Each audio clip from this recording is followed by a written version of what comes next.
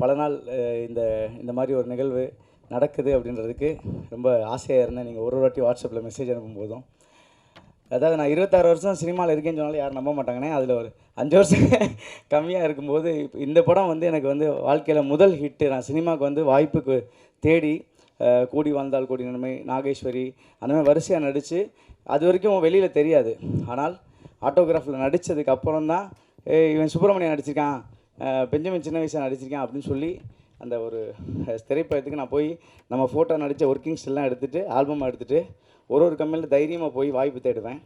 அந்த காலங்கள் நடந்த ஒவ்வொரு நினைவுகளும், ஏன்னா சரண் எவ்வளோ கஷ்டப்பட்டாருன்றது எங்களுக்கு தெரியும். ஏன்னா படம் ரிலீஸ் ஆகி படம் பார்த்து நல்லாயிருக்குன்னு சொன்னவங்களோட அது எவ்வளோ இந்த மாதிரி ஒரு நம்பிக்கையை ஏற்படுத்தின ஒவ்வொரு நாளும் அந்த ஷூட்டிங்கில் ஒரு பெரிய போராட்டங்கள் இருக்கும்.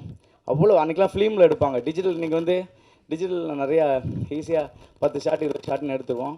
ஆனால் அண்ணன் ஒரு சீனோட பர்ஃபெக்ஷன் அந்த ஸ்கூல் டைமில் பாண்டியராஜ் அண்ணன் எங்களை எல்லாருமே ராமகிருஷ்ணன்லாம் என்னை அடிச்சிடும் டப்புன்னு போய் போடா டைம் போடா ஒவ்வொருத்தட்டையும் அந்த பஞ்சுவாலிட்டி ஷூட்டிங்கில் நிற்கிறது எல்லாமே ஒரு பெரிய லேர்னிங் அப்படின்னு தான் நான் பார்க்குறேன். எனக்கு வாழ்க்கையில் மறக்க முடியாத என்னுடைய முதல் ஹிட், எனக்கு நான் வந்த காலத்தில் எனக்கு வந்து மறக்க முடியாத ஒரு ஆட்டோகிராஃப் இது. ஸோ அந்த நினைவுகளை அதுலேயும் இன்றைக்கி என்னை முதல் அழைப்பார்னா ஃபஸ்ட்டு ஏற்று மாட்டி விட்ட அண்ணனுக்கு ரொம்ப நன்றி. ஏன்னா பெரியவங்க இருக்கும்போது நான் வந்து எனக்கு உண்மையிலேயே என்னென்னா கண் கலங்குது. இப்போ ஒரு சீன்ஸ்லாம் பார்க்கும்போது எங்களுக்கு சீனுக்கு பின்னாடி நடந்த நினைவுகள் தான் ஓடுது. பாண்டியன் நாங்களும் பேசிகிட்டு இருந்தப்பா, டே இந்த இடத்துல நான் தான் உனக்கு தூக்குச்சட்டியை கொடுத்தேன் ஞாபகம் கடா அப்படின்னாரு. ஒவ்வொரு நினைவுகளும் வந்து ஓட ஆரம்பிக்குது. அந்த மாதிரி எல்லாருக்கும் இப்போ அண்ணன் ஸ்க்ரீனில் சொன்ன மாதிரி இந்த ஆட்டோகிராஃப் அண்ணன் இந்த படம் வந்து திரும்ப திரும்ப பார்க்க வேண்டிய படம். இது ஒரு நாள் மட்டும் ஒரு தலைமுறைக்கு மட்டும் இல்லை, எத்தனை தலைமுறைக்கு எடுத்தாலும் இப்படி ஒரு ஆட்டோகிராஃபை யாரால் எடுக்க முடியாது.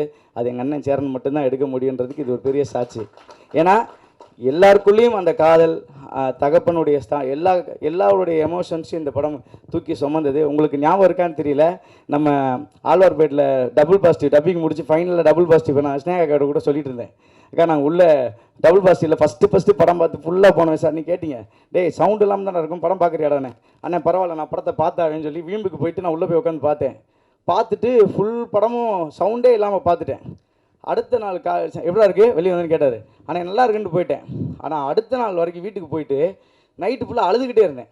என்னமோ என்னை வந்து பாதிச்சுக்கிட்டே இருந்துச்சு இந்த படம், என்னமோ என்னை தூண்டிகிட்டே இருந்துச்சு. வெறும் சத்தமே இல்லாமல் ஒரு படம் பார்த்துட்டு அழுது ஞாபகம் இருக்குது. அப்போ திருப்பி மறுநாள் காலைல ஓடி வந்து அண்ணே பயங்கரமாக அழுதுகிட்டே இருந்தேனே என்னன்னு தெரில, உள்ளுக்குள்ளே அந்த இதெல்லாம் திருப்பி எதையோ ஞாபகப்படுத்துது அப்படின்னு சொன்னேன். சரிடா உரா பார்த்துக்கலாம்டா அப்படின்னாரு.